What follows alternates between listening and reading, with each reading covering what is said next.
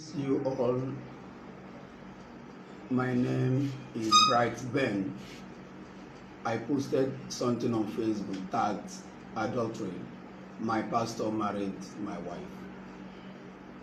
Why I came on air, my wife and the mother came on air and said I didn't pay for my wife bride price. I married my wife traditionally. If you go to my wall on Facebook, you see the pictures and every other thing. I married her traditionally. After the traditional marriage, I gave the village boss to come to Rivers State for wedding proper. Within the wedding process, the officiating pastor, he's still alive today, asked my father-in-law, this elder brother to my father-in-law, because my father-in-law is late, asked him, am I owing any dime in the village? He says no, the video is with me, the pictures is with me, my marriage certificate is with me. Have I finished everything that I am supposed to do in the village? The man says yes. We now proceed by joining us in holy matrimony. After that, we began to live as husband and wife. I am once a treasurer in Rumokrosi Youth Association. I am once a leader in oil mill. Because of the oil mill matter, they closed oil mill. I have been paying my mother-in-law every oil mill day through his son. The son worked for me in the market. I have been a friend to the family, and I have been a brother to the family. I love my wife so much. I've never laid my hand on her for the past since 12 years of marriage. We have 3 children, we lost 1. As it is, they came to her and say I didn't pay for her bride price. Look at how it happens. Before I said adultery, and my pastor married my wife. I had a problem with my wife for a year. She left my house, and out of our settlement, she gave me a condition for me to rent an apartment outside my community before she would come back. And before then, I've been attending World Bank Assembly, Pastor Moses Adayo's church. I've been worshiping there from Rumokrosi to Eneka. Then my wife gave me that condition. I accepted. I went and rent an apartment where I'm staying now, and she came back. I took her to World Bank. The first day we went to church, she went to church with me. I introduced her to the church members. After church service, I went to the pastor's office with her. I saw pastor, his wife, and I introduced my wife, Mrs. Tina Onyechi Bright. I introduced her to my pastor, Adeyayo Moses, with the wife. We were all happy.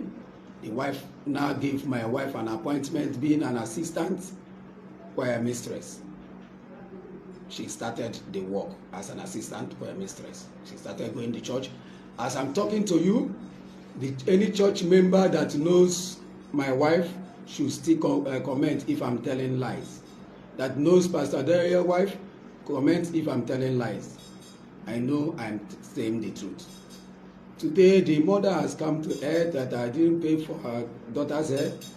Who on earth that will do traditional marriage and white wedding without paying a diary for the daughter's hair? Nobody. The world should know that nobody does that.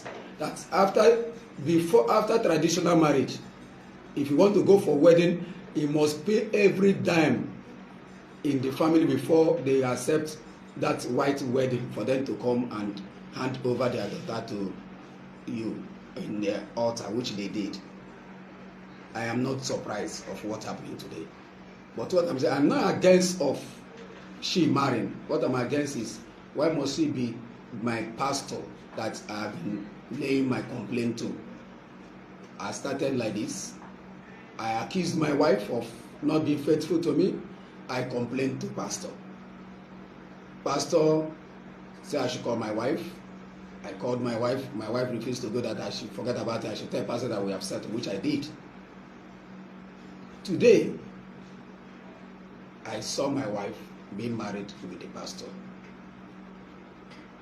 And my wife left my house for 7 months. She left my house for 7 months. And the same pastor is the pastor that I've been reporting matter to for settlement between I and my wife. I love my wife. I put her in social media. I celebrate her in every reason of life. I've never laid my hand on her. I celebrate her, and I know she loves me.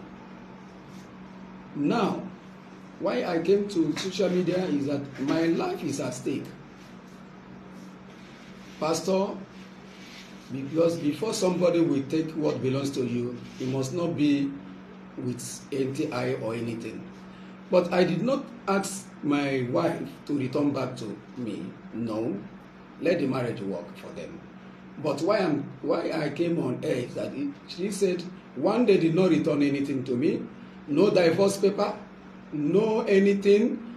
Even the person that I'm reporting my matter to was the person that married my wife, being the owner of the church, Pastor Moses Adayo, married my wife. And he is the person that I've been reporting my matter to. Each time I have problem with my wife, I will report to him. I gave my wife oath, tell her to take Bible. She took the Bible and swore that from today, she will not meet another man again. After that day, after 4 days, she took that oath, she left my house and stayed for 7 months. After the 7 months, what I'm saying is him, my pastor, wedding my wife. So I came now to tell them, to tell the public that this is how it happens. I am no more saying she should come back for me, but I'm telling the world so I came to tell the world that my life now is at stake. Because before somebody will take what belongs to you, he must prepare for you to die. But since they did not succeed of killing me, and I have seen it, let the world know that anything that happens to me, Pastor Moses Adayo is involved of it. Because even the first, when I married my wife, when I wedded her former boyfriend slept with her after 3 days of our matrimonial wedding. And I took it with me that I asked her, she says it's a mistake, that her girlfriend set her up, that her girlfriend invited her, her chief bridesmaid invited her, her best friend, and she never knew that the boy is in her house. And when she went and she saw that there is the former boyfriend and the boy took advantage of her. The same my mother-in-law, I told her this particular matter. She said I should not worry, that is her friends. She said that they want to scatter my marriage, I should go on with my marriage, which I did. Nobody hear it. I've been holding my wife because I know I love her. But the same person I've been complaining my matter to, that is my pain. My pain is not for my wife to come back. My pain is not that I am the first person that have ever been divorced by a woman or anything, but I have not received any divorce paper. I have not received any message from the village that this marriage is over. My people did not know if the marriage is over or not. What I saw is my pastor, General Overseer, married my wife. It's wrong. It's wrong. That is my pain. That is my worry. That is where I'm capitalizing on. I'm not saying that I will marry by tomorrow. I will marry any time. So that is why I say let the world know that my life is at stake. Is after my life. Thank you. Thank you very much.